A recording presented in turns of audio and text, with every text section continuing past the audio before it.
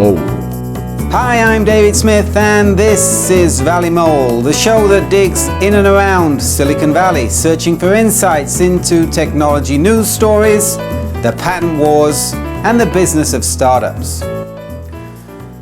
Facebook has been hit with a lawsuit from Yahoo for patent infringement. Yahoo has accused Facebook of infringing 10 Yahoo patents.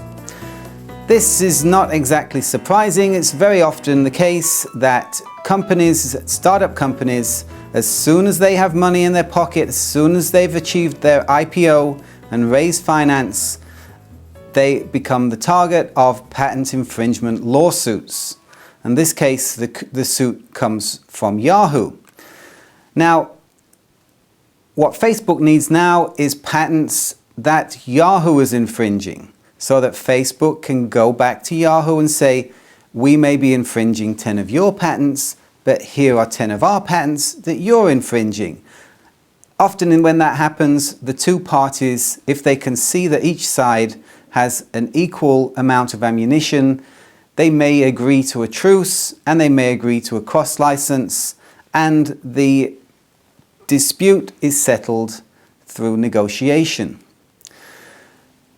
But for Facebook to do this, Facebook needs to have patents that read on Yahoo. Now, what I'm going to argue today and explain is why Facebook needs patents today, but startup companies in the earlier stages of growth do not need patents, and explain why startup companies often waste their money filing patents too early.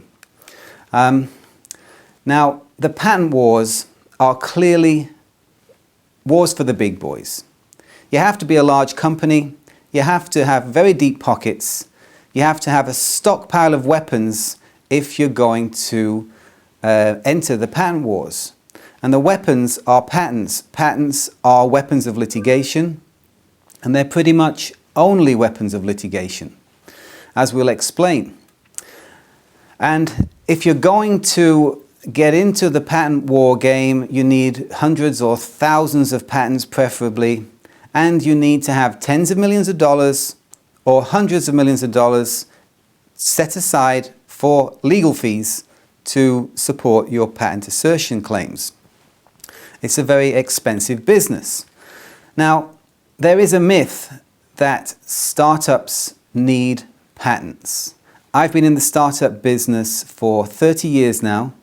I've been in the patent business for the last 7 or 8 years, and I can tell you that in most cases, startups are wasting their money when they're filing and prosecuting new patents, and I explain to you why.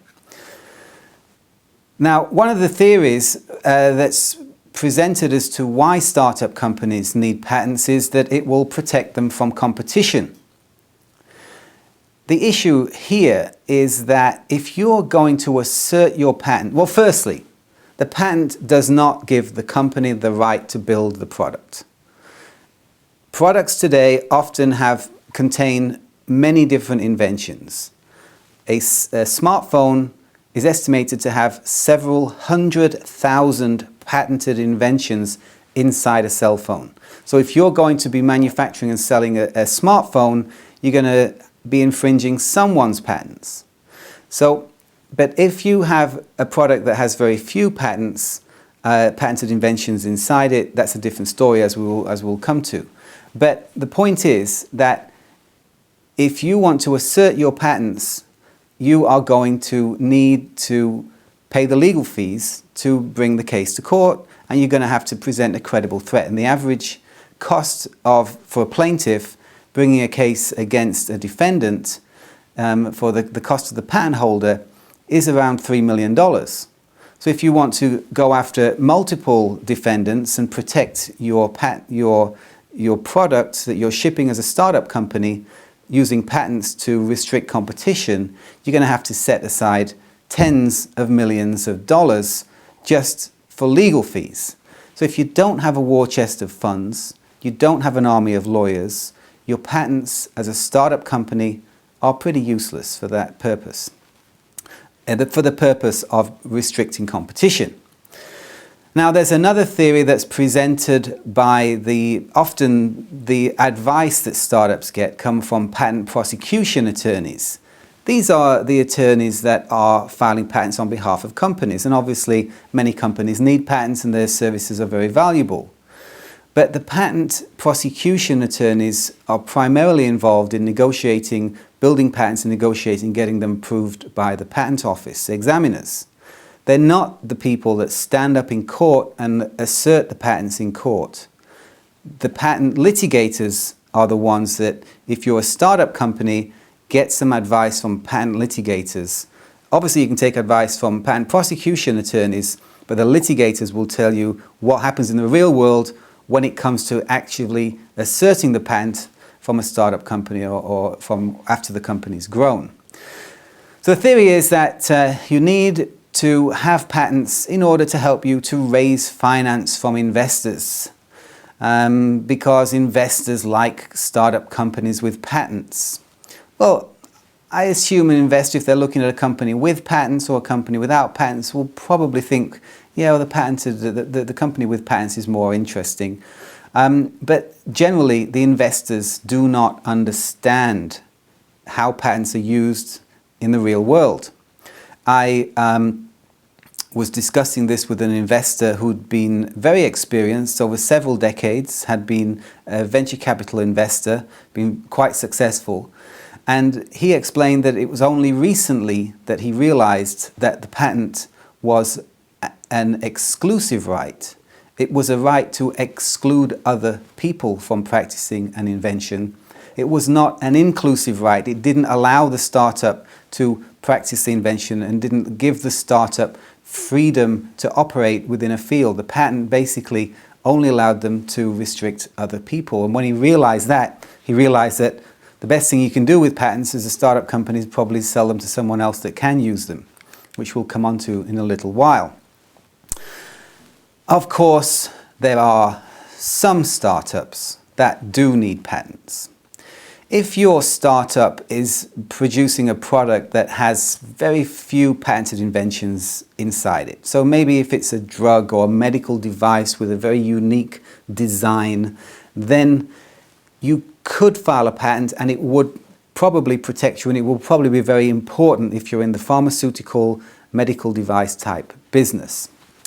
Now, the other business model that needs to consider that obviously needs patents is if your business is licensing patents. If your business model is driven by building patents and licensing that, which many companies are today, then obviously you need patents. But for all those other companies in the high-tech space, in software, internet, semiconductors, all those different spaces, often they're wasting money and filing for patents because once they get the patent, they don't have the ability to assert the patent against infringers. They wouldn't even be taken seriously if they approached an infringer unless they had serious lawyers and budget for patent litigation available to them. So why don't startups need patents? Well, the first thing is, if they don't have an army of lawyers and they don't have a war chest of funds, then the patents are pretty useless. The only thing you can do with a patent is assert it against an infringer. Yes, you can file child applications, and child patents can grow from parent patents, but then all you can do with them is assert them against infringers because patents are exclusive rights, as we mentioned. So if you don't have the funds, if you don't have $3 million at least set aside to assert the patents, then the patent's pretty useless to you. Now, the second issue for startups is the timescales involved here. I have a patent that issued in my name. It took 10 years to get the patent through the patent office, and that's not totally unusual.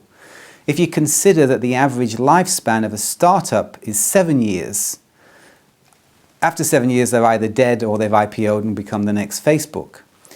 So the startup lifespan, the startup's often dead before the patent has issued.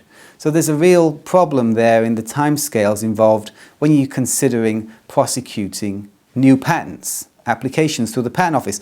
Now, of course, you can buy a patent within a few months, actually. So the patent acquisition strategy can be much quicker and more effective than the strategy of prosecuting new patents. And that's the issue for large companies now. So Facebook will be aggressively looking to acquire patents now in order to use them in counterclaims against opponents such as Yahoo. Now, I did a polling, I've discussed this and spoken to several investment banks in Silicon Valley that are involved in selling or acquiring startup companies, technology companies. They're in the merger acquisition business, buying and selling or helping their clients to buy or sell technology companies. And I've asked them how they assess the value of patents when valuing a company for acquisition or for sale. And the general rule, believe it or not, is that when it comes to merger acquisition, they look at the business, they look at the technology, and they provide little or zero value is attributed to the patents. They do not value the patents in merger and acquisitions of startup companies. Now, there are scenarios where the patent buyers, there seem to be different types of buyers out there. The merger and acquisition buyers do not value patents at all. And on the other side, the patent buyers don't really value the businesses at all.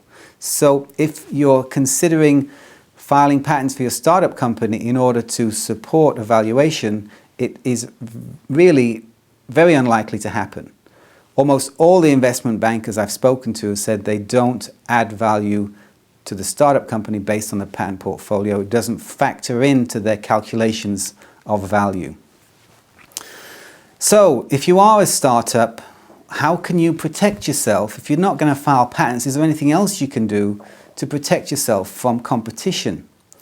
Well, obviously what you don't want to do, if you have an idea for a new invention, you don't want a competitor to go and patent the idea and then restrict you.